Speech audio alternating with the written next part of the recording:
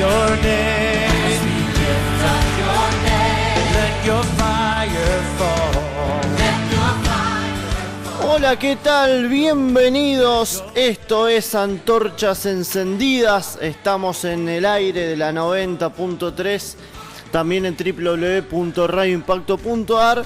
Y también este programa vos lo podés escuchar por YouTube y por Spotify, que va repitiéndose. Bueno, ahora seguramente este programa se va a repetir más adelante, lo vamos a lanzar más adelante, pero nunca dejamos de decir que este es un tiempo hermoso donde compartimos historias de los distintos avivamientos que han habido en la historia.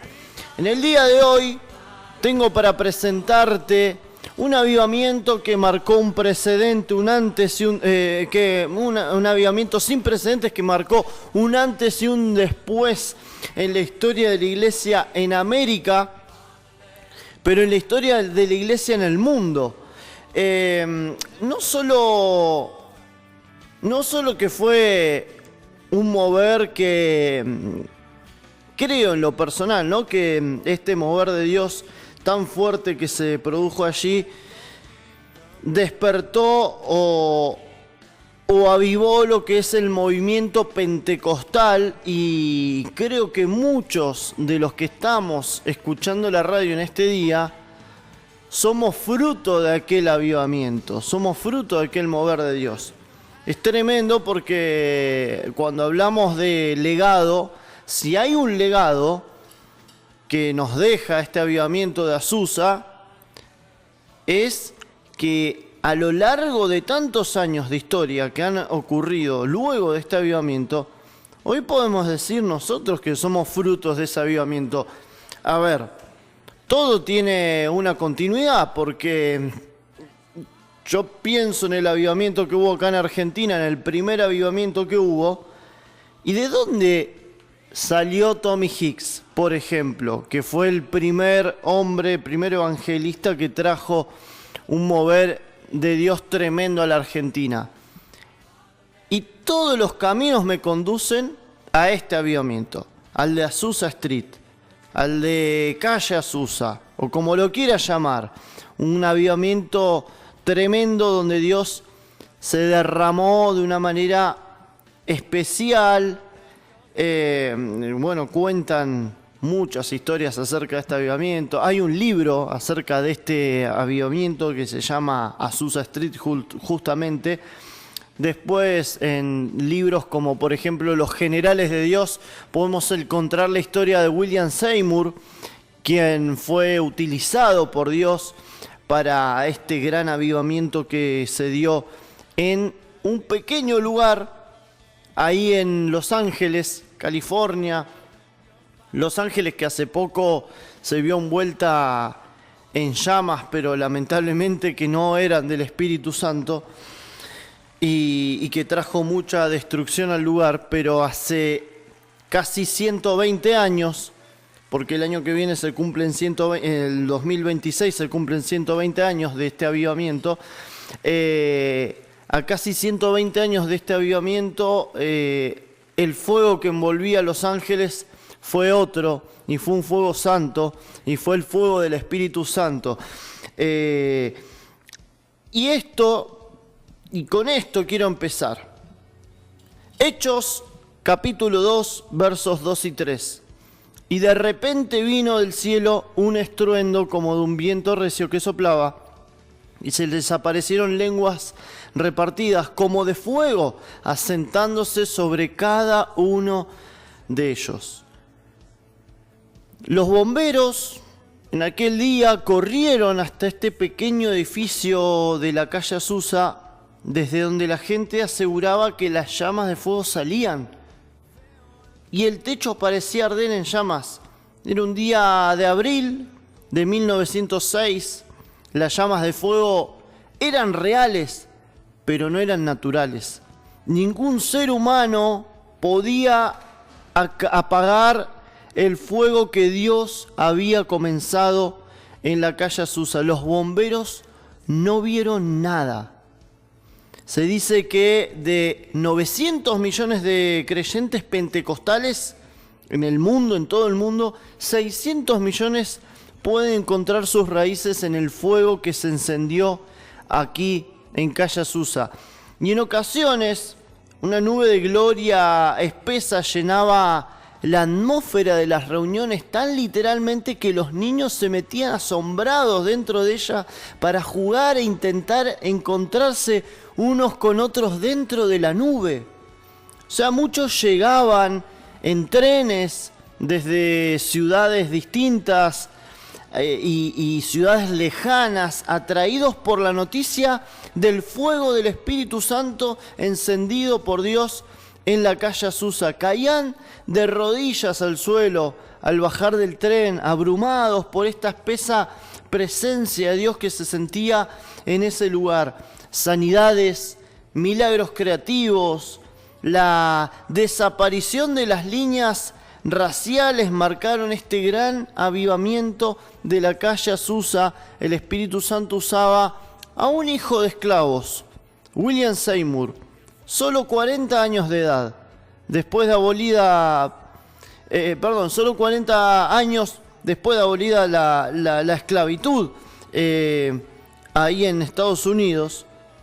Fue usado William Seymour, un hombre negro que en ese tiempo era muy marginado o quizás era muy segregado, la raza negra en Estados Unidos. Todos sabemos de los conflictos raciales que se dieron en algún momento en Estados Unidos.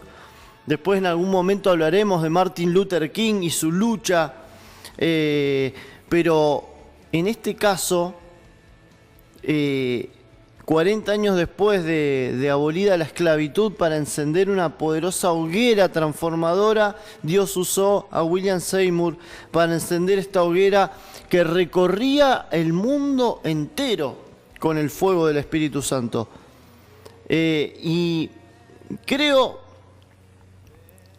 que esto lo pensamos todos, ¿no? Que nos resistimos con todas nuestras fuerzas a reducir esto a una experiencia o a un dato histórico. O sea, no podemos mirar de lejos lo que pasó en Azusa Street y no queremos solamente sentir ondas de calor como distantes de las que se dieron en ese lugar, sino que hoy también Azusa Street puede pasar en nuestros corazones. Por eso te invito en el día de hoy a escuchar esta hermosa historia, este hermoso relato acerca de lo que ocurrió en uno de los avivamientos más grandes de los últimos tiempos.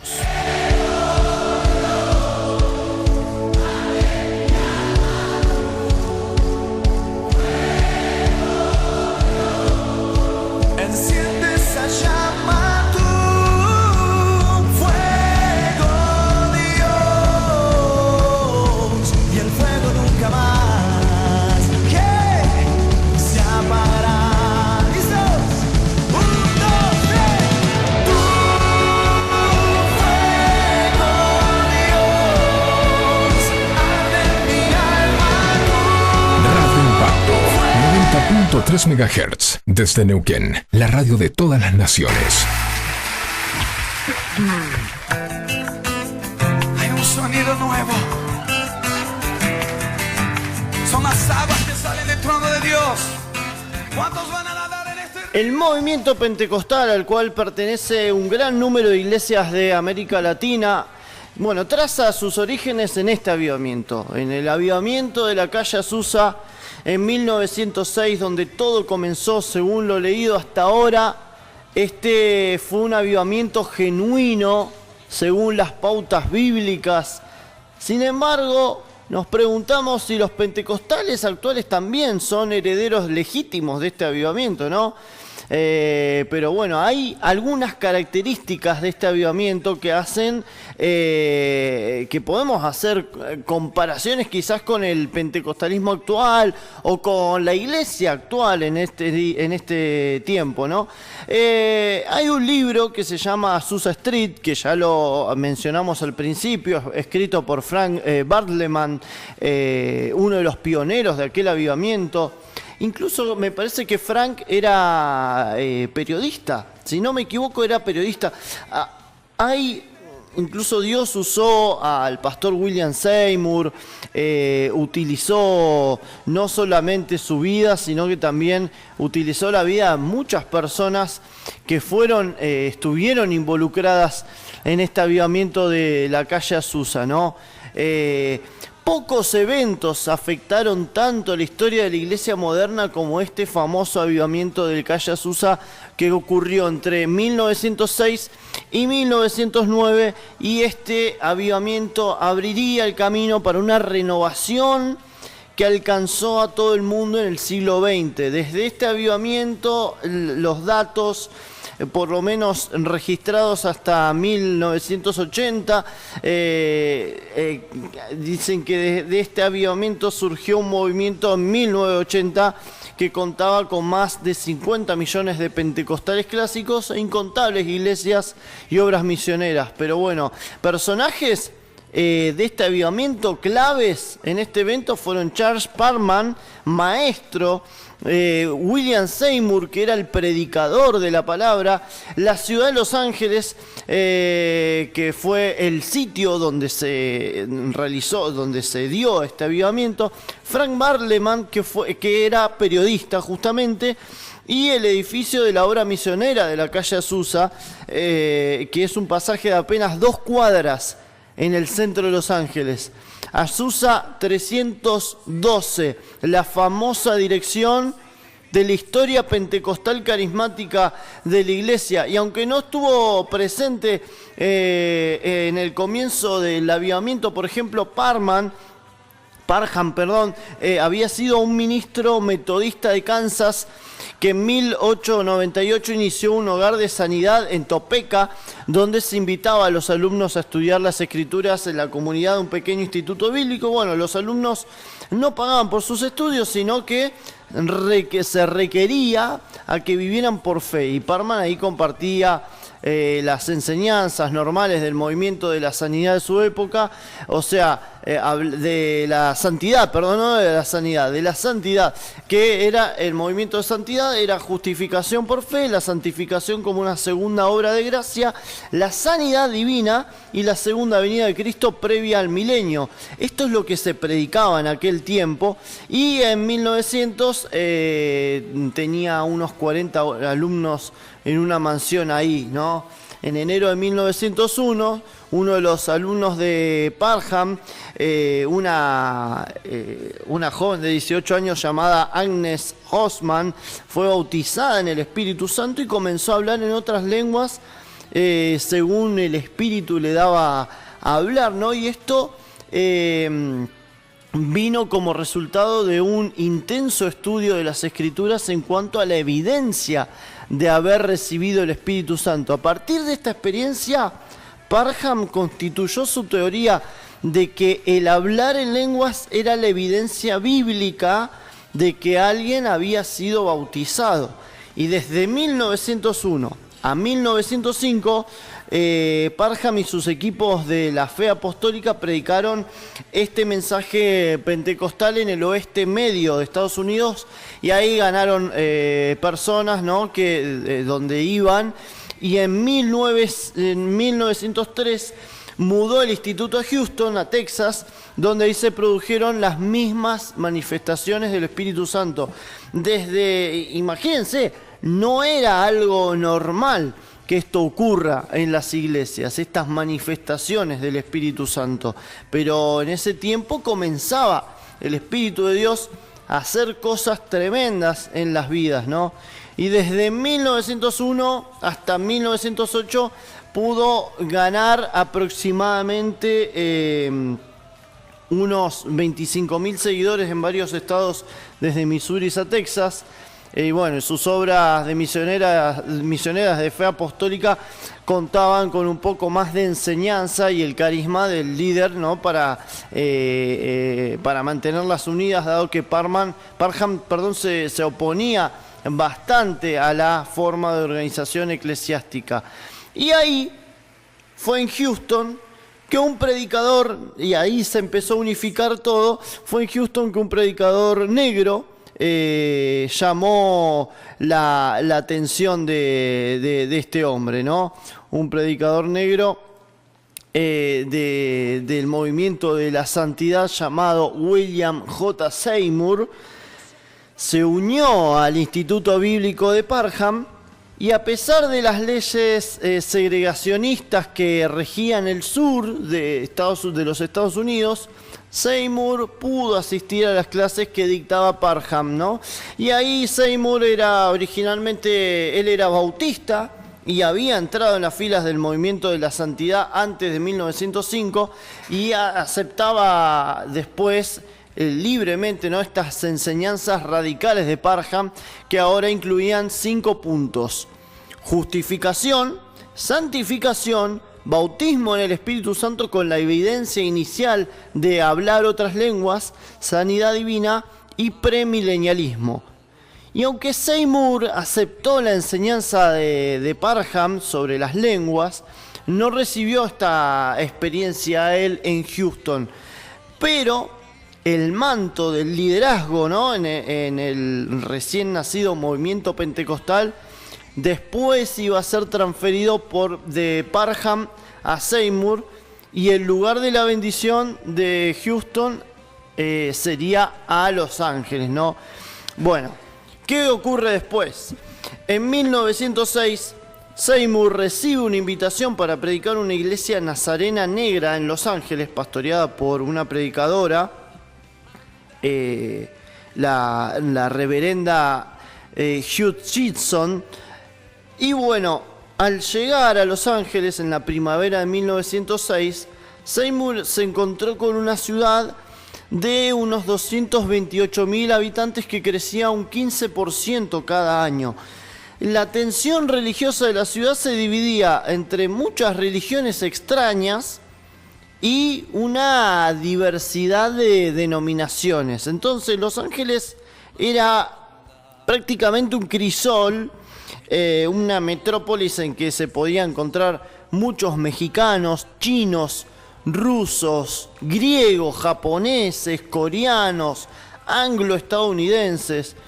Y la vida religiosa de la ciudad era denominada por Joseph Smale, que tenía una enorme, la primera iglesia bautista que se había transformado en la iglesia del Nuevo Testamento como consecuencia del avivamiento de Gales que se estaba haciendo sentir en Los Ángeles en ese momento. Y bueno, y otra importante influencia religiosa en la ciudad era Phineas Brace, quien había fundado la Iglesia Pentecostal del Nazareno en 1895 en un intento de preservar la enseñanza de la santidad que, según él, se estaba perdiendo en la Iglesia Metodista, denominación en la cual había servido como ministro dirigente durante aproximadamente 30 años. Bueno, este otro pastor, Bressy, comenzó con su trabajo en la obra misionera Peñel, que era en la zona más pobre de la ciudad, repartiendo lo hecho por Wesley, ¿no? Repitiendo lo hecho por Wesley, ¿no?, un siglo antes en Inglaterra, ¿no?, al ministrar a los desechados por la sociedad de Los Ángeles. Y bueno, sus seguidores nazarenos se estaban convirtiendo ahí rápidamente en la iglesia del movimiento de la santidad más grande de los Estados Unidos. En la comunidad negra se había desarrollado una vida bastante rica socialmente y religiosa, y durante los últimos años del siglo anterior, del 19, muchas iglesias metodistas y bautistas y de la santidad se habían focalizado en la comunidad negra centrada alrededor de la calle Bonnie Bray. Bueno, sin duda Seymour fue una figura clave, ¿no?, de este avivamiento en Calle Azusa. Siempre va a ser recordado como el vaso elegido por Dios, más allá de que podemos mencionar a los demás. Uno piensa en Azusa y piensa en William Seymour. La realidad es esa, ¿no? Y siempre va a ser recordado por haber sido, ¿no?, elegido para encender la llama del avivamiento pentecostal en todo el mundo. Pero muy pocas de las cosas que él escribió se han conservado después. Pero este hecho, por ejemplo, no debe ser causa de desánimo porque, bueno, se puede recordar, no sé, por ejemplo, que ni Sócrates ni Jesús dejaron obras escritas para que leyeran futuras generaciones, ¿no? Entonces, bueno, aquí el diario personal de Barleman y las notas que escribió para la prensa de la santidad constituyeron el material más completo y más confiable de lo que sucedió en Calle Azusa. Y los años posteriores, después, bueno, Barleman reunió las anotaciones de su diario y los artículos escritos en varios periódicos y publicó un libro. Este libro llamado Cómo el Pentecostés llegó a Los Ángeles. Y ahí, bueno, se puede sentir el entusiasmo de los sucesos ocurridos en la vieja obra misionera de la Calle Azusa. Desde el principio, aparentemente, Barleman sintió la significación histórica que revestía a este Pentecostés de Los Ángeles, y desde la primera reunión que asistió en abril de 1906, sintió que el resultado sería un avivamiento mundial.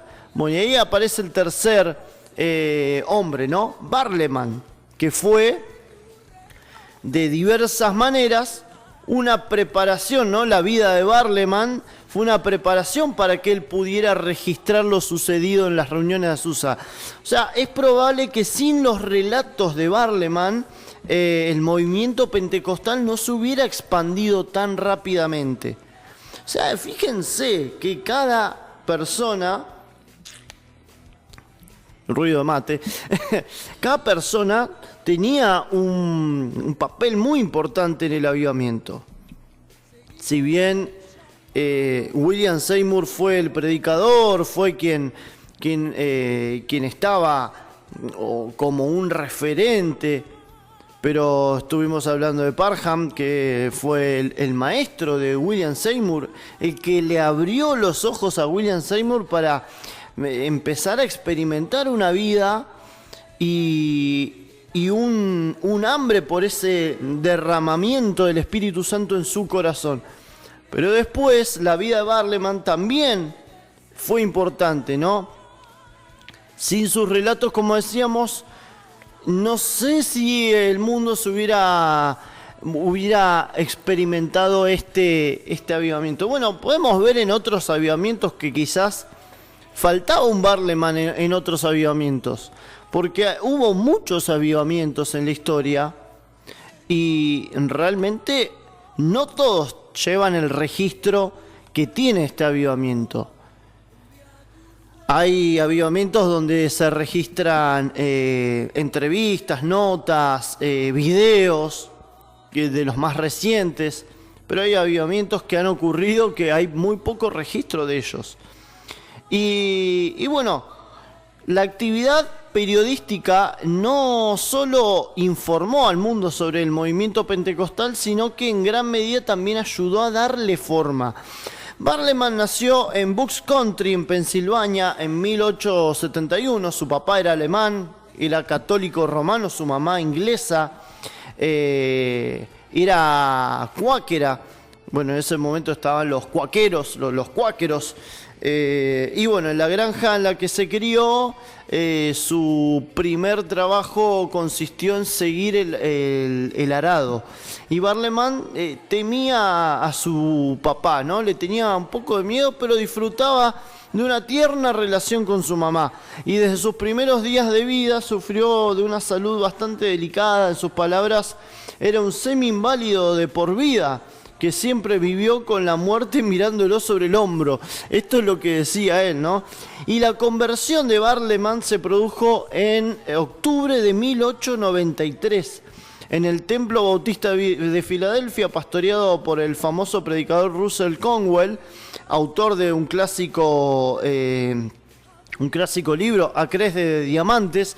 Y bueno, después de ser bautizado por Crowell, Barleman rechazó la oferta que aquel hombre le hizo de pagar sus estudios universitarios. Explicó, dice: tomé una decisión al elegir entre un púlpito famoso y con el que ganaría buen dinero, y un humilde camino de pobreza y sufrimiento, y elegí a las calles y los suburbios para que fueran mis púlpitos.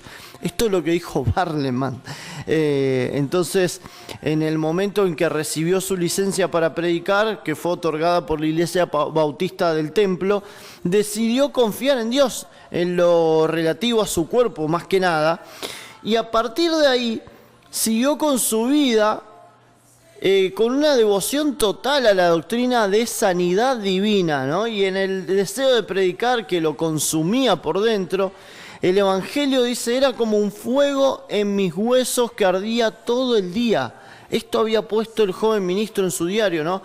En 1987, Barleman abandona el ministerio bautista y recaló en el movimiento de la santidad. Bueno, se unió al Ejército de Salvación, y un paso breve de un breve periodo en Johnstown, ahí en Pensilvania, como capitán.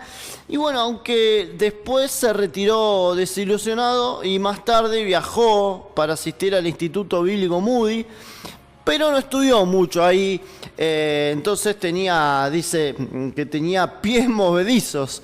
Entonces ahí después se subió a un tren evangelístico para hacer una gira por el sur, y ahí se hizo amigo de los negros, para gran consternación de los blancos sureños, y después dice que finalmente la vida nómada lo deprimió.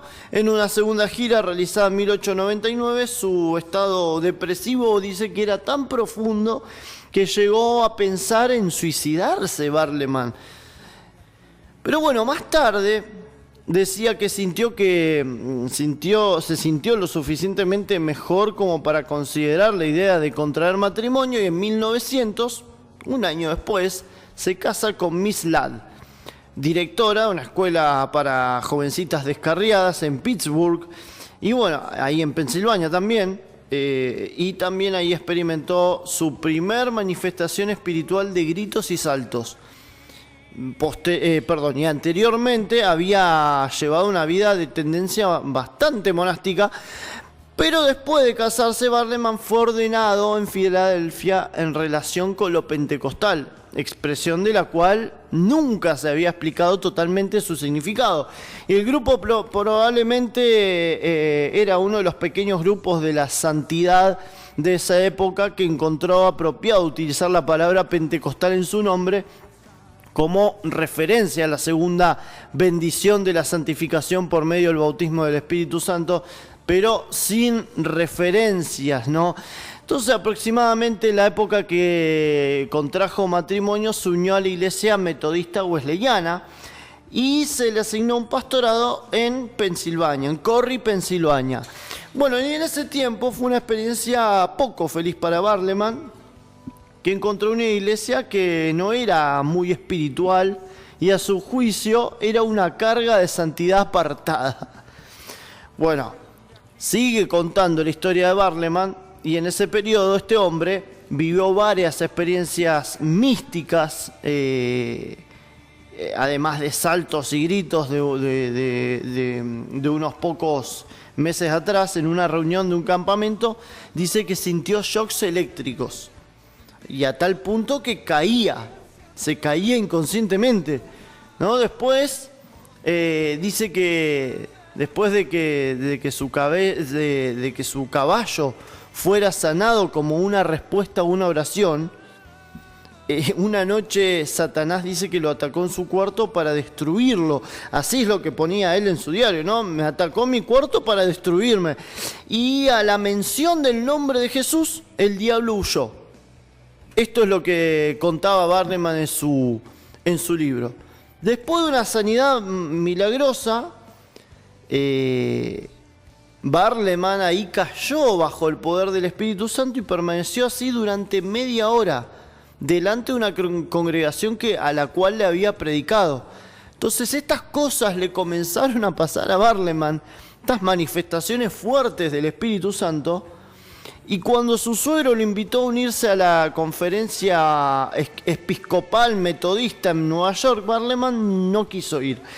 Y aunque en ese periodo la iglesia metodista se estaba apartando de la expresiva y emocional religión de la santidad, ¿no?, como se la denominaba en aquel tiempo, Barleman iba en dirección opuesta y se refirió a la iglesia metodista como una iglesia muerta y comprometida. Después de abandonar la iglesia metodista wesleyana de Pensilvania, Barleman fijó la mirada en el oeste y ahí, haciendo un trabajo de un lado a otro, ¿no?, llevó a su esposa, a su hija recién nacida, Esther, a un viaje a Colorado con California como meta final, y en Denver trabajó ahí con Alma White, líder de la iglesia Columna de Fuego, un grupo pequeño de la santidad que se especializaba en la danza sagrada. Bueno, y ahí fue que Barleman se curó para siempre de adorar un credo o un celo religioso. Mientras estaba en Colorado, este hombre Barleman continuó el ministerio, se convirtió en su misión, el ministerio que se convirtió en su misión de por vida, que era trabajar en los suburbios entre alcohólicos y prostitutas. Y bueno, la mayor parte de su tarea fue hecha en las misiones de rescate de la santidad, que se ubicaban en las áreas centrales de las ciudades más grandes del país. Y bueno, también se sintió llamado a escribir, también a distribuir tratados, tratados que eran como parte de su ministerio, además de los tratados. Y ahí creo que empiezan los famosos trataditos, ¿se acuerdan que en un momento se evangelizaba mucho con ellos? Bueno, todavía se sigue haciendo. Barleman muchas veces, ¿no?, pintaba citas bíblicas en los puentes, en las rocas, junto a las carreteras, en otros lugares públicos. Y por hacerlo algunas veces tuvo problemas con la ley. En 1902, por ejemplo, fue arrestado ahí por pintar citas bíblicas en las paredes del cañón cercano a la ciudad. Además de esas actividades, bueno, él era un evangelista, ¿no? Predicaba en cada salón, en los prostíbulos que encontraba en las ciudades que visitaba, iba, ¿no?, también, y predicaba ahí. En Denver dice que eso significó más de 100 salons, así se lo llamaba a esos lugares, ¿no? Y en 1904 Barleman finalmente alcanzó la meta. ¿Cuál era la meta? Llegar a California. Y al llegar ahí exclamó, dijo: "Hemos llegado al paraíso". Y una frase icónica, marcada. Y su primera escala fue en Sacramento, donde inmediatamente fue puesto a cargo de la obra misionera Peñel, una misión de rescate de la santidad ubicada en el corazón de la ciudad. Bueno, su obra en Peñel falló por obreros incompetentes y por la agresiva actividad proselitista de las obras misioneras rivales, Columna de Fuego y Zarza Ardiente. Y así se veían, ¿no?, como una competencia. Bueno, después de dejar la obra en Peñel, la obra misionera Peñel, Barleman trató frenéticamente de retomar su ministerio pastoral, y su intento de lograr un pastorado con la iglesia metodista de Wesley falló de nuevo, como también su solicitud a Phineas Brice, de que le otorgara, ¿no?, un pastorado en la iglesia nazarena. Entonces dice: no hay ninguna disponible. Y ahí estas fueron las palabras de Brice, que fue uno de los primeros que lo ayudó. Y bueno, el desesperado Barleman, ¿qué tuvo que hacer? Debió recurrir a cualquier trabajo que pudiera conseguir: pintar, juntar manzanas, cortar madera. Y bueno, las cosas se pusieron tan mal que su segundo hijo nació en un hogar de caridad. Los directores del hogar no permitieron que el devastado evangelista pudiera quedarse ahí con su esposa y su hijo, y más tarde su esposa tuvo que comenzar a buscar comida en los cestos de basura. No tenían dinero para comprar nada, ni ropa, ni zapatos. Los zapatos estaban llenos de agujeros. En diciembre de 1904, Barleman abandona Sacramento, camino a Los Ángeles, donde se registraría uno de los más conmovedores sucesos de la historia de la iglesia. Dice: el Espíritu nos había llevado a Los Ángeles para el derramamiento de la lluvia tardía, escribió después Barleman al final de su libro autobiográfico que se llamaba Del arado al púlpito, de Maine a California. Entonces, ahí en Los Ángeles, Barleman fue inmediatamente a la obra misionera Peñel de la calle South Main, fundada y dirigida por la señora May Ferguson, autora del himno Bendita Quietud. Y bueno, la dificultad y la tragedia esperaban a Barleman en Los Ángeles: pobreza, enfermedad, la muerte de su hija mayor, la reina Esther. En enero de 1905 dejaron al predicador y a su esposa con mucha pena, pero esto los dejó más decididos que nunca a cumplir su ministerio en la ciudad de Los Ángeles. Para que reflexionemos, ¿no? Porque muchas veces pasamos por tantas tormentas y parece que no se termina. Y en la vida de Barleman, autor y biógrafo de este avivamiento tan tremendo, la vida lo fue preparando para lo que iba a venir después. En 1905 Barleman trabajó con varias iglesias, obras misioneras de la santidad, y bueno, que había ahí en la zona de Los Ángeles, y muchas iglesias de la santidad se habían vuelto bastante rígidas, negativas ante cualquier movimiento nuevo de avivamiento que pudiera comenzar a soplar. Cualquier viento de avivamiento era como que lo miraban de reojo. Entonces, como advertencia para esto, Barleman confesó en su diario: algunas iglesias de la santidad, las más prominentes en esa época, se van a sorprender de que Dios las pase de largo. Y Él, dice, obrará en los canales que se rindan a Él. Deben humillarse para que Él las visite. Y en realidad, las mayores señales del avivamiento en Los Ángeles eran en 905 las iglesias metodistas y bautistas, en particular la metodista de Lake Avenue en Pasadena, y la primera iglesia bautista de Los Ángeles, que era pastoreada por Frank Smale, otro personaje clave, no me salía la palabra, otro personaje clave de este avivamiento. El avivamiento en la iglesia de Smale fue iniciado por las noticias del avivamiento que se produjo en Gales en 1904 y 1905 con Evan Roberts. Fue un viaje de Smale a Gales y un intercambio de correspondencia entre Barleman y Evan Roberts demostraron un lazo espiritual directo entre los movimientos de Dios en Gales y el derramamiento pentecostal en Los Ángeles. Vamos a seguramente hablar del avivamiento de Gales más extensamente uno de estos días, ¿no? Pero bueno, por ahora vamos a dejarlo acá, pero vamos a seguir en el próximo bloque contando un poco más de cómo Barleman se introduce de alguna manera en lo que es este avivamiento.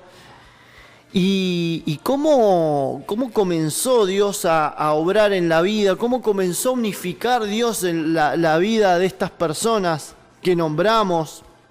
Bueno, Parham ya lo estuvimos hablando un poco de Seymour, pero vamos a seguir con la historia de Barleman, otro de los personajes claves en este avivamiento, pero también vamos a hablar de todo lo que Dios hizo. Este avivamiento realmente es tenemos tela para cortar de este avivamiento. Hay muchas cosas para decir. Incluso no sé si me va a alcanzar este programa para poder contar todo lo que tenemos aquí. Pero bueno, ahora vamos a ir a una pequeña tanda. Luego de la tanda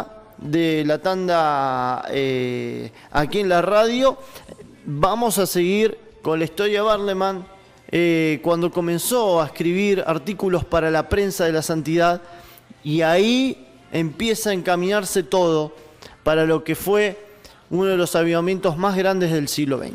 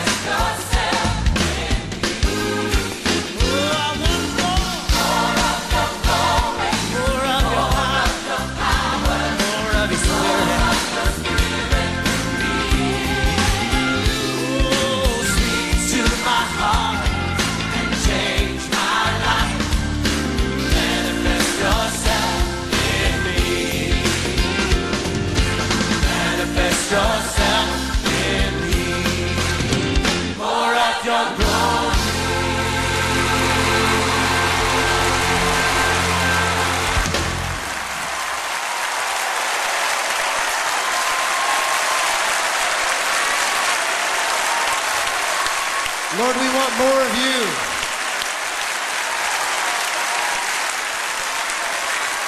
Sitio web www.radioimpacto.ar.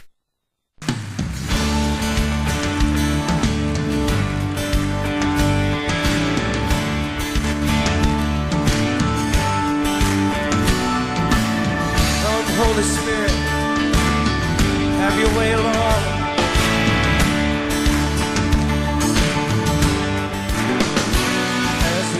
Antorchas encendidas por la 90.3, estamos compartiendo acerca del avivamiento en la calle Azusa. Azusa Street, como se lo conoce, o avivamiento de la calle Azusa, o la lluvia tardía en Los Ángeles, porque así también se lo denominó al avivamiento, bueno, de muchas maneras. Y bueno, seguimos hablando de la vida de Barleman, el periodista que documentó cada instante del avivamiento. Este hombre en ese momento que tuvo algunos intercambios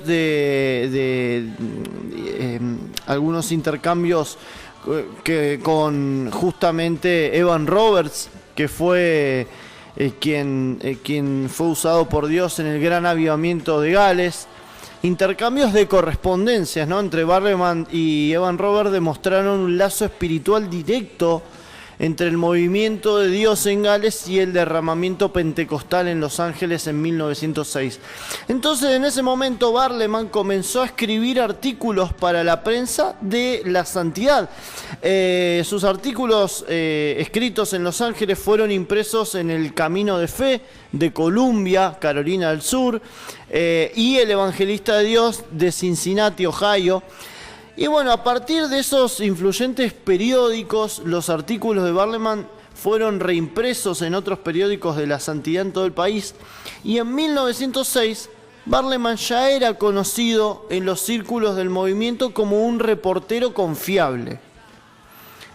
Porque, bueno, sus artículos enfatizaban la necesidad de una renovación espiritual en todos los cristianos, pero en particular en los integrantes del movimiento de la santidad.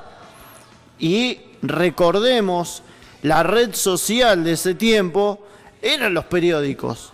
O sea, en ese momento no habían muchos medios de comunicación y los periódicos era la red social del momento. La gente comunicaba a través del periódico. Entonces, era un reportero confiable y estaba en una posición estratégica para describir este clima espiritual de Los Ángeles antes del avivamiento. Siempre hay una previa al avivamiento. Hay un movimiento espiritual previo al avivamiento. ¿Qué pasa previo al avivamiento? Bueno, en este avivamiento particularmente, era una necesidad, un hambre. Yo creo que lo describo como un hambre de que necesitaban ellos un mover del Espíritu Santo, una renovación del Espíritu Santo. Entonces, en esta posición estratégica, describiendo este clima espiritual que en Los Ángeles se estaba gestando,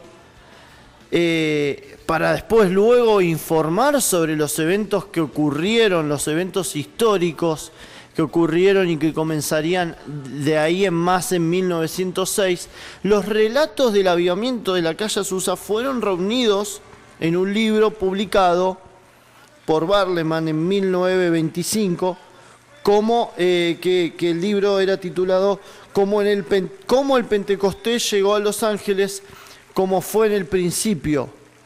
Este libro fue escrito varios años después de los eventos que sucedieron ahí entre 1906 y 1909 y estuvo compuesto por extractos de su diario personal y de artículos que había escrito para la prensa. Bueno, y en ese libro Barleman se incluye a él mismo en la historia como uno de los promotores de los sucesos de la calle Azusa. Aunque es cierto que Barleman ayudó a establecer el clima espiritual en que el movimiento pentecostal pudo florecer ahí en Los Ángeles, el rol vital fue, o el motor que Dios utilizó fue William Seymour, pastor de la obra misionera de la calle Azusa. Y bueno, y ahora vamos a introducirnos en lo que pasó. Como digo, en este avivamiento hay mucha tela para cortar y no sé si vamos a alcanzar a compartir todo lo que ocurrió en el avivamiento de la calle Azusa en este programa. Obviamente podemos hacer una segunda edición próximamente, ¿no? Pero vamos a continuar porque en 1906 Seymour había sido invitado a predicar en una iglesia nazarena negra pastoreada por la señora Hutchinson, que lo habíamos mencionado hace un rato. Cuando Seymour predicó su primer sermón, proclamado la teoría de la evidencia inicial del bautismo del Espíritu Santo, lo echaron de la iglesia. Lo echaron de la iglesia. O sea, después el predicador errante, ¿no? Fue entonces ahí invitado a quedarse en el hogar de Richard Asbury. ¿Le suena? Asbury. Bueno, esto en la calle de Bonnie Bray, hasta que, bueno, él pudiera arreglar lo necesario para volver a Houston, pero Seymour estaba destinado a pasar el resto de su vida ahí en Los Ángeles.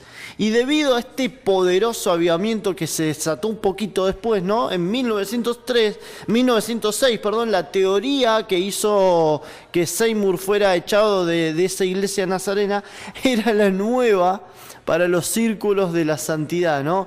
Entonces, expresada en forma simple, la teoría dice que no se puede afirmar que uno ha sido bautizado por el Espíritu Santo sin contar con la evidencia inicial de hablar en lenguas, como hizo la iglesia en el día del Pentecostés.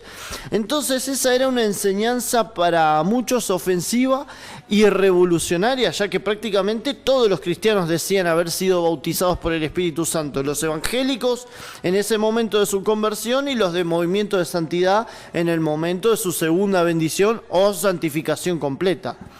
La enseñanza del bautismo del Espíritu Santo certificado por Glossolalia se convirtió en la pieza central de la enseñanza pentecostal con Seymour como apóstol de este movimiento. Y aunque todavía no había hablado en lenguas él mismo cuando fue echado de la iglesia nazarena, Seymour lo hizo un poquito después en el hogar de los Asbury. Qué tremendo es esto, a mí me pone la piel de gallina porque un poco más, esto fue en 2021, claro, 2022. En 2022 hubo un avivamiento en Asbury, han habido avivamientos en Asbury, en la Universidad de Asbury justamente, que imagino que le han puesto ese nombre en honor a los Asbury. Y bueno, las reuniones caseras de oración pronto dejaron paso a reuniones en las que cientos de personas llenaban la casa hasta el porche, ansiosas por escuchar a Seymour. Y sus seguidores que hablaban en lenguas también, ¿no? Y después la cantidad de gente que asistía creció tanto que fue necesario encontrar una nueva sede para este grupo en rápido crecimiento, y la búsqueda de un lugar en el centro de Los Ángeles produjo como resultado un viejo edificio abandonado. ¿En dónde? En la calle Azusa, que había sido utilizado sucesivamente como templo de una iglesia metodista, pero después también fue un establo y un depósito. Entonces, en 1906 este lugar estaba en ruinas, pero era adecuado, ¿no?, para la bandada de pentecostales que comenzaron a realizar sus cultos ahí en abril de 1906. Barleman comenzó a asistir a estas reuniones cuando el grupo todavía se reunía en la calle Bonnie Bray, y luego siguió a Seymour a la calle Azusa. Y el periódico de Los Angeles Times escribió el primer artículo sobre los sucesos de calle Azusa en abril de 1906. El artículo aparecía en primera plana y se llamaba Las lenguas una extraña Babel. Y los seguidores de Seymour, y a los seguidores de Seymour los llamaba como una secta de fanáticos. Una extraña Babel, una secta de fanáticos, así los definían, ¿no? Y con lo cual solo consiguió que esto despertara la curiosidad de la gente, porque, a ver, curiosos somos todos, hay que reconocerlo. Y cuando vemos algo así, que bueno, vamos a ver qué pasa. Y bueno, comenzó a acudir, ¿no?, la masa de gente a las reuniones de la calle Azusa. La prensa escribió cosas vergonzosas sobre nosotros, diría Barleman, ¿no?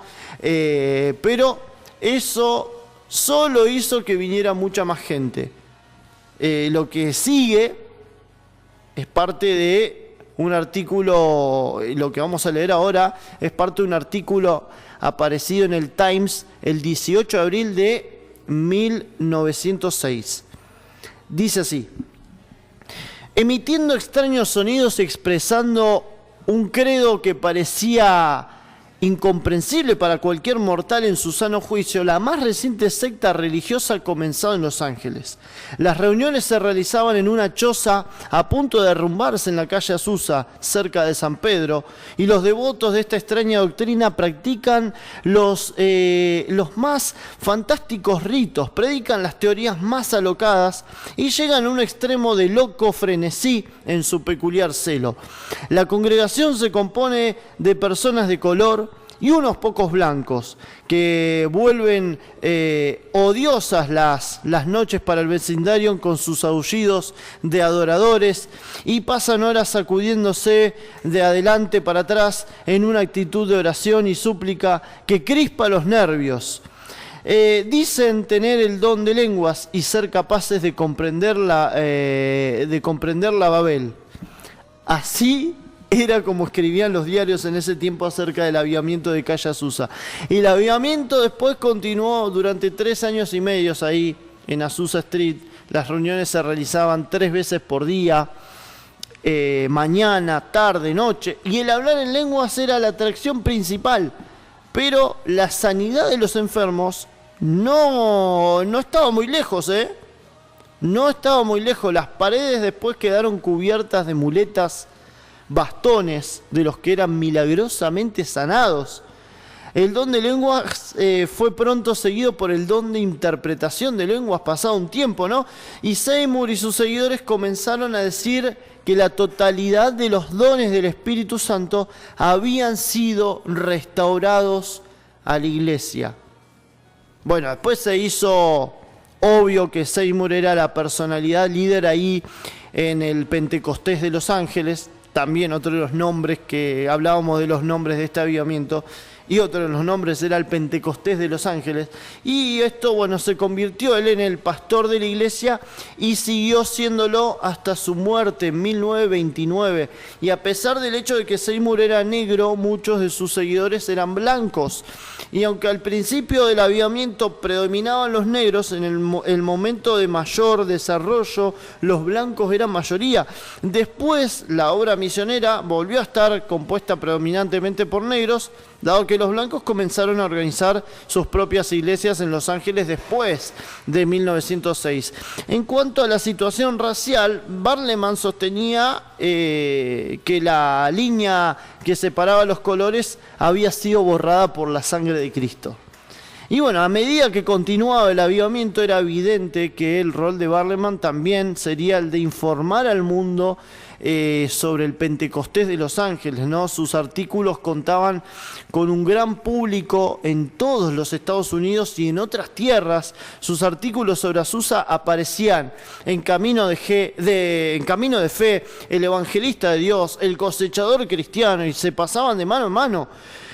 Además de estos artículos escritos por Barleman y los negativos comentarios que aparecían en la prensa secular de Los Ángeles, Seymour y los líderes de Azusa comenzaron a publicar su propio periódico, titulado La Fe Apostólica. Entonces, el mismo periódico se enviaba gratuitamente a cualquier persona que lo deseara en los Estados Unidos. La editora era una mujer blanca que trabajaba en la obra misionera, Florence Crawford, y el nombre se tomó del movimiento de fe apostólico de Charles Parham. Y bueno, sin embargo, la conexión entre Seymour y Parham se rompió después en octubre de 1906.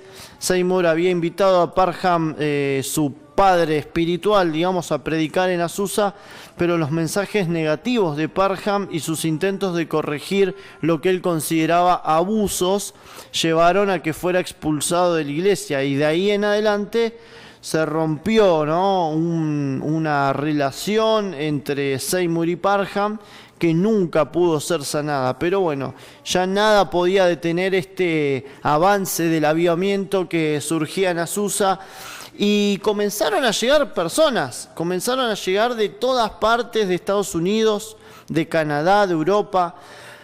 Ellos a su vez llevaban el fuego a otros lugares. Desde California del Norte llegó Gastón Barnabas Cashwell, de la Iglesia Pentecostal de la Santidad.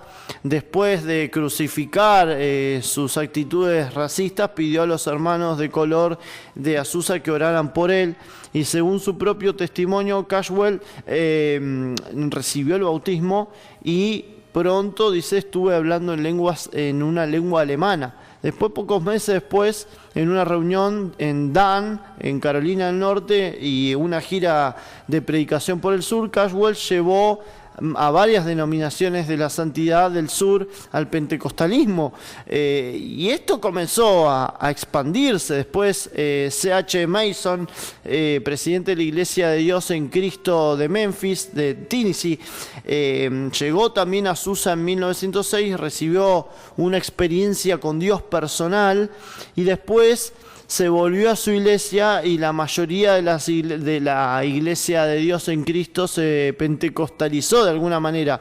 Después en Birmingham, Alabama, Pinson y Rogers, futuros pilares de las asambleas de Dios, que fueron organizadas en 1914. Ellos fueron bautizados en el Espíritu Santo bajo el ministerio de Cashwell. Cuando Florence Crawford se mudó a Portland, llevó con el periódico de Azusa, o sea, de la Fe Apostólica, y tomó ese nombre para su nueva denominación pentecostal. Pero bueno, desde Azusa se extendió el avivamiento para un montón de lugares, hacia Canadá, también con Macalister y Arge, el apóstol del Pentecostés a Europa. Después Barrat canceló un viaje que había planeado hacer a Susa después de recibir su Pentecostés en Nueva York. Pero el Espíritu Santo comenzó a expandirse por distintos lados.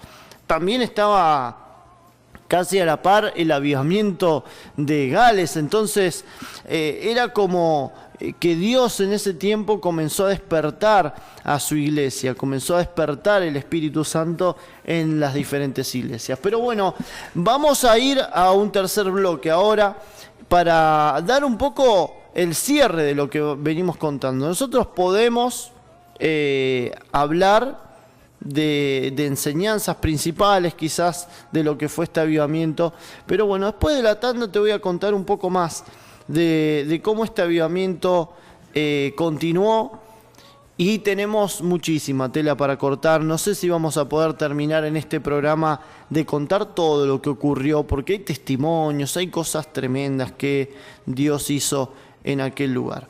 Así que bueno, vamos a una tanda. Enseguida regresamos con más en la 90.3. También estamos, ojo, porque también estamos en YouTube, también estamos en Spotify. Así que a pleno aquí en la 90.3 compartiendo con ustedes.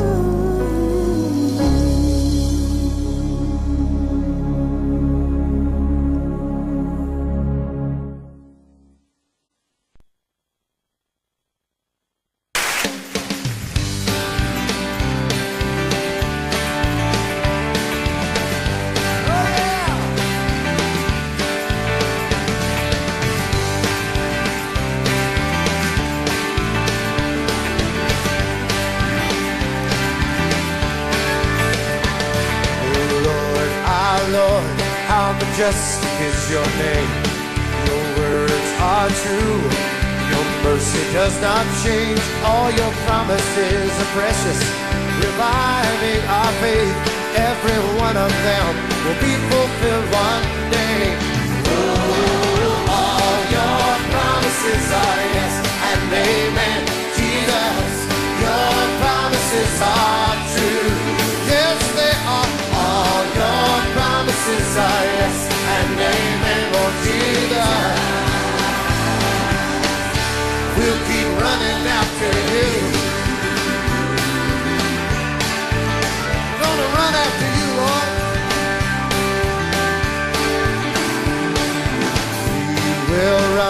We will run and not grow weary.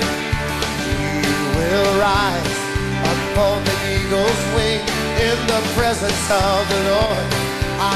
Continuamos en Antorchas Encendidas en este día, aquí en la radio, en la 90.3. También estamos, este programa lo puedes escuchar a través de YouTube, de Spotify. Nuestro canal de YouTube donde compartimos todo esto es Antorchas Encendidas. No es tan complicado buscarlo. Estamos ahí con nuestro simbolito de la antorcha, y bueno, lindo poder compartir este tiempo. Así que te invitamos también a que le des like en nuestras plataformas. Nos puedes seguir también en Instagram. Estamos como Antorchas Encendidas ARG o ARG como Argentina. Ahí nos podés seguir, obviamente, y a Radio Impacto OK, que es la radio que da lugar a este hermoso programa, que también se repite en la radio los días sábados a las 19:30 horas y los días martes a las 20:30 horas. Y también los días viernes lo hacemos en vivo y le damos origen semana a semana en Mañana de Impacto, el programa de la 90.3 que va desde las 20 horas, ¿qué estoy diciendo? Desde las 8 de la mañana, se me confundió todo, las 20 horas de Japón, desde las 8 de la mañana hasta la 1 de la tarde, estamos todas las mañanas de lunes a viernes aquí en la 90.3, y los viernes tenemos este tiempo donde hablamos de avivamiento, donde hablamos de lo que Dios hace con una vida, con vidas, con personas que se rinden totalmente a su señorío y comienzan a buscar realmente esa llama que se pueda encender en sus corazones. Y así fue como en poco tiempo el Pentecostés de la calle Azusa se comenzó a convertir en un mover del Espíritu Santo a nivel mundial. Las 5 enseñanzas principales de Azusa sirvieron como pautas por las cuales se rigió la primera oleada de pentecostales en el mundo. Justificación por fe, santificación como obra concreta de la gracia, el bautismo del Espíritu Santo evidenciado por el hablar en otras lenguas, la sanidad divina como en la expiación, por ejemplo, y el arrebatamiento personal premilenialista de los santos en la segunda venida de Cristo, aunque bueno, después muchos vientos de doctrinas golpeaban a Azusa, Seymour y sus seguidores, hicieron énfasis en estas enseñanzas durante todos los años que funcionó esta obra misionera. Con el tiempo, las opiniones del mundo religioso se dividieron amargamente en cuanto al avivamiento de Azusa, ¿no? Aunque un gran porcentaje del avivamiento de la santidad aceptó el avivamiento como señal del Pentecostés, por el cual tanto tiempo habían orado, la mayoría rechazó el pentecostalismo y los fundamentalistas lo rechazaron, por ejemplo, y para 1928 habían excluido de sus filas a todos los pentecostales que había. La gran mayoría de los cristianos de las denominaciones más importantes sabían muy poco y nada de este movimiento y lo rechazaban considerándolo como una herejía más de la ola de santidad, de santidad, estaba bien dicho. Después de 75 años, cuando se escribió el libro Azusa Street, ¿no? Lo que se hablaba en ese entonces era que se podía tener una perspectiva histórica en lo relativo a lo que fue el avivamiento de la calle Azusa. En los años 1906 a 1909, durante este pico del avivamiento, era imposible que alguien fuera objetivo sobre los eventos que ocurrían en la obra misionera y sobre las enseñanzas que ahí se impartían. Para aquellos que fueron, por ejemplo, bautizados en el Espíritu y hablaron en lenguas, la reunión era un preanuncio de un avivamiento mundial. Para los que rechazaban las enseñanzas de Seymour, decían que soplaban vientos de perdición en la choza de la obra misionera de la calle Azusa. O sea, la tormenta de acusaciones y contraacusaciones que giraba alrededor de la controvertida, y creo que esto fue uno de los avivamientos más controversiales también de los primeros años del siglo XX, y esta acusación, contraacusación que se hacía a la obra misionera hizo que hizo poca mella, digamos, en Barleman y en Seymour, aunque reconocieron que había excesos y que ocasionalmente se habían entrometido espiritistas, mediums, entre ellos siguieron considerando que el avivamiento era el comienzo de un despertar histórico. Y una característica de los cultos en aquel entonces era la lectura de informes de otras ciudades, de otros estados y naciones donde se había extendido el avivamiento. La opinión de Barleman era que el avivamiento liberado en la calle Azusa iba a ser de alcance mundial, sin dudas. Y mientras Barleman se regocijaba en las dimensiones históricas de este nuevo movimiento, otros en Los Ángeles no estaban tan seguros. Eso en diciembre de 1906, el doctor Phineas Brice, fundador de la Iglesia del Nazareno, quien había echado de las filas a Seymour, ¿no? Y él era, bueno, como decíamos, fundador de la Iglesia de Nazareno, que era conocida en ese momento como la Iglesia Pentecostal de Nazareno. Él se sintió movido a escribir un editorial sobre los cultos en la calle Azusa en el diario El Mensajero Nazareno. Y bueno, Brice vivía en Los Ángeles cerca de la obra misionera, pero no había evidencias de que había él asistido alguna vez a las reuniones que se realizaban ahí. En el artículo titulado El don de lenguas, ahí se refirió a los artículos que Barleman ya había enviado a los editores de periódicos de la santidad ubicados en el este, y dijo esto. Dijo lo siguiente: pero algunas personas que han tenido la confianza de los editores del Este, lo suficiente como para asegurarse que la publicación de lo que han escrito, han presentado tan maravillosos relatos de sucesos ocurridos en conexión con esto, que en razón de aquellos que están a la distancia y de los muchos que nos escriben sobre ello, estimamos prudente decir simplemente una palabra. O sea, minimizando, ¿no?, el fenómeno que había en la calle Azusa. Brice sostenía localmente es insignificante, tanto en número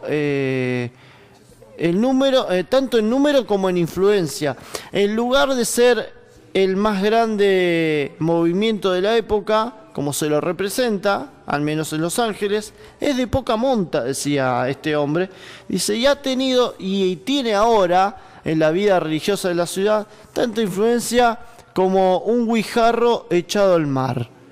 Así como lo definía, y finalmente Brice creía que los pentecostales de la calle Azusa casi llegaban al fanatismo y a la herejía al enseñar que los cristianos son santificados antes de recibir el bautismo del Espíritu Santo, siendo este bautismo el don de poder sobre la vida santificada y que es esencial y necesaria, ¿no? La evidencia del bautismo del don de hablar en lenguas, al que él llamaba una jerga sin sentido.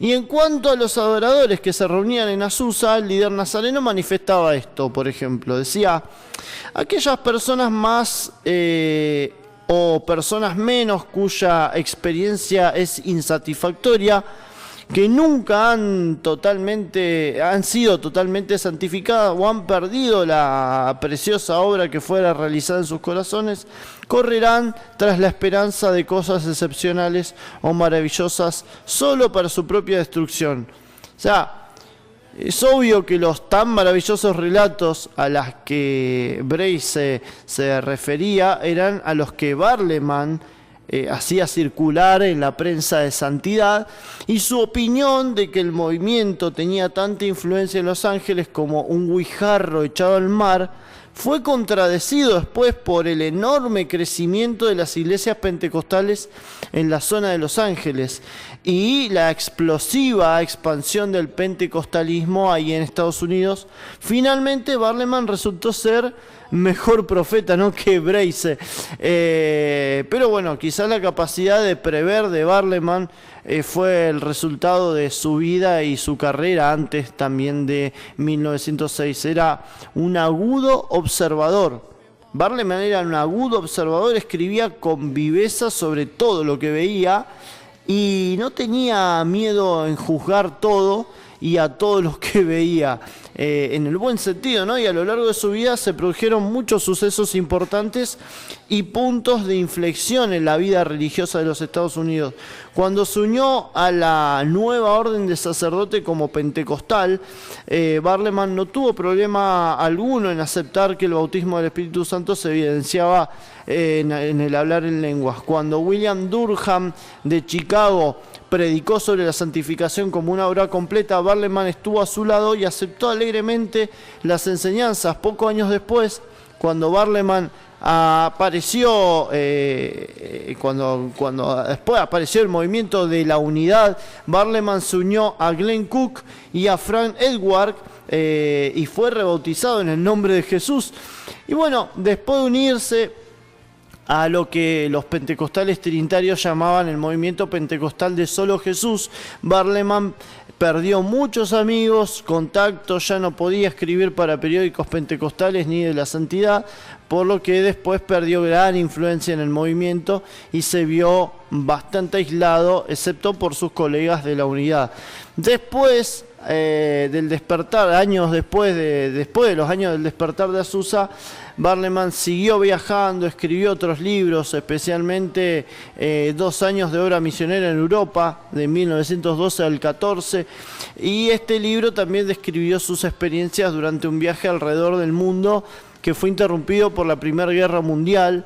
Su descripción de Europa al momento de comenzar la guerra y sus intentos de volver a su hogar cruzando la zona de conflicto realmente son de una muy interesante, o sea, son muy interesantes para leerlos, ¿no? Pero bueno, nada de lo que hizo durante el resto de su vida puede compararse con la importancia de los informes sobre cómo fue el principio ahí en la calle Azusa. Pero bueno, en los años posteriores, por ejemplo, en 1909, Seymour continuó como pastor de esta obra misionera, después de lo que fue el avivamiento. Luego de su muerte, la esposa continuó con las reuniones durante unos años más, hasta que la misión se cerró en 1929 y el viejo y santo edificio se ofreció a las Asambleas de Dios en caso de que lo quisieran como un monumento histórico pentecostal. Los líderes de esta iglesia lo rechazaron, alegando que no estaban interesados en reliquias, y bueno, al conmemorarse el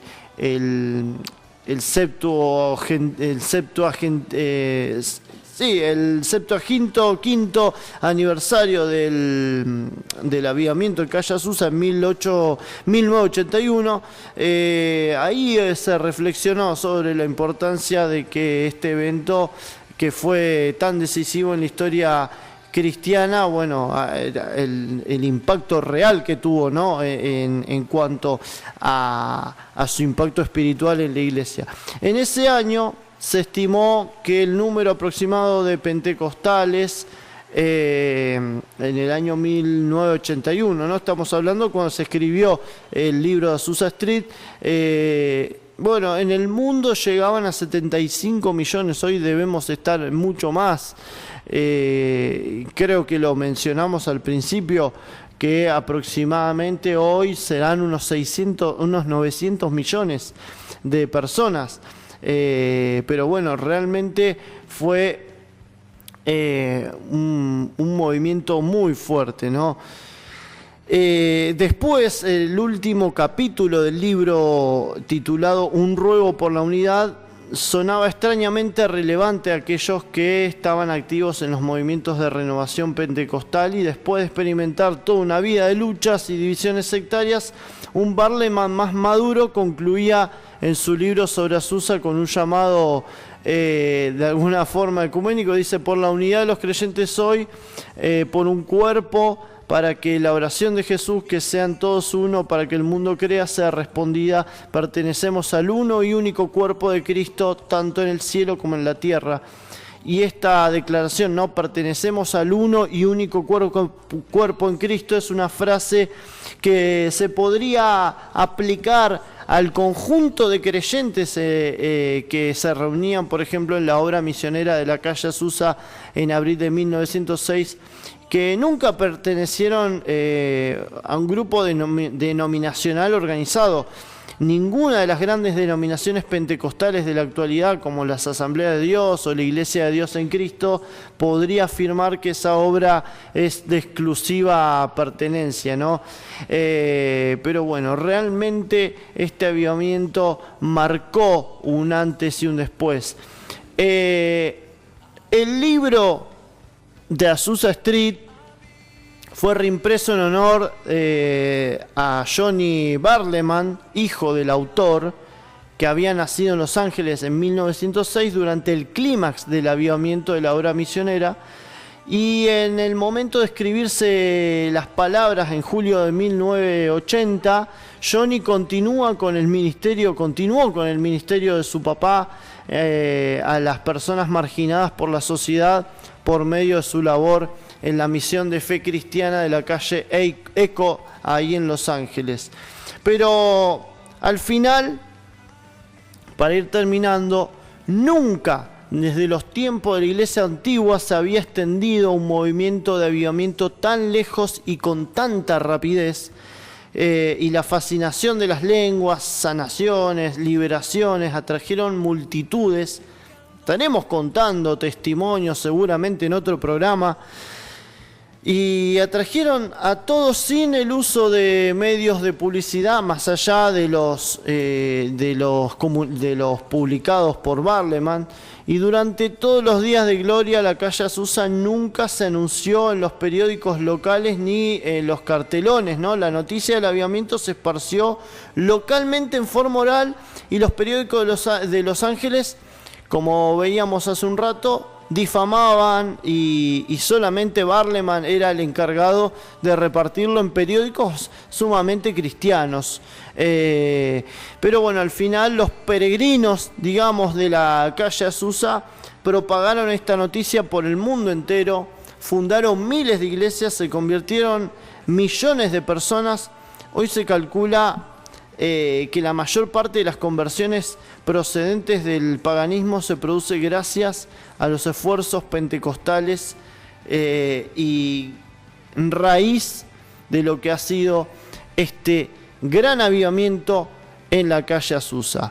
Señoras y señores, de esta manera le damos el cierre al programa del día de hoy de Antorchas Encendidas.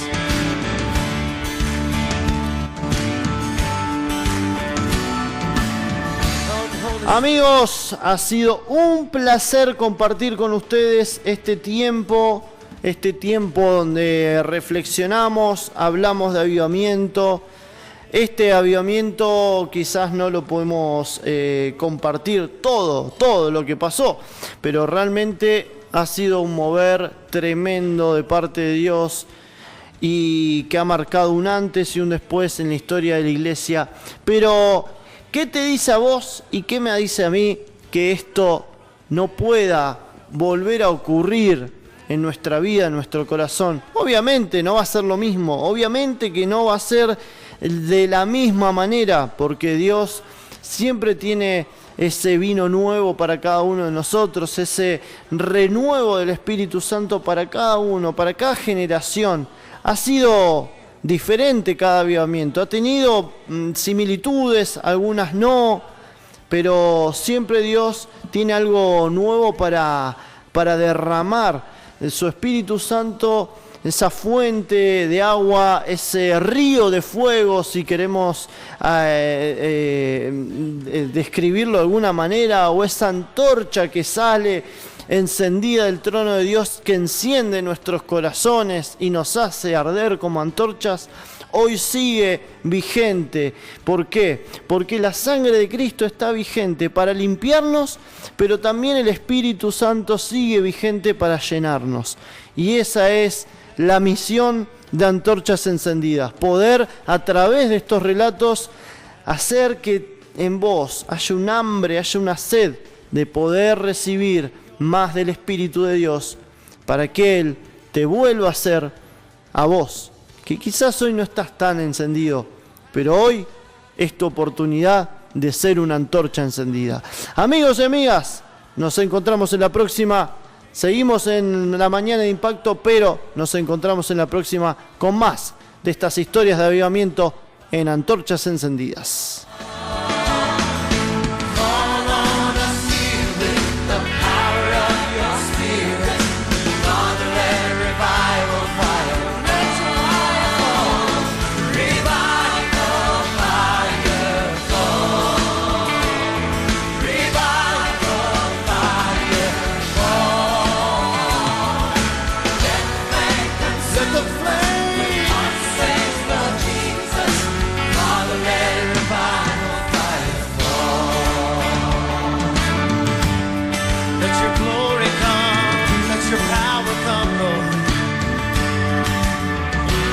As we lift up your name,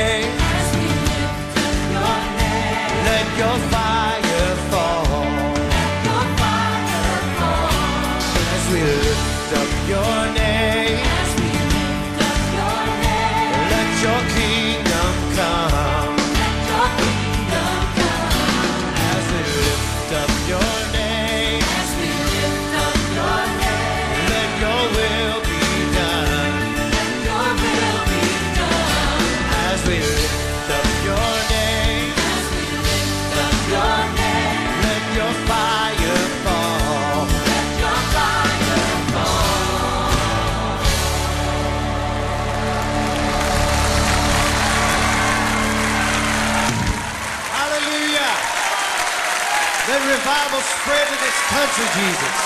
Bring your glory and bring your power. Hallelujah.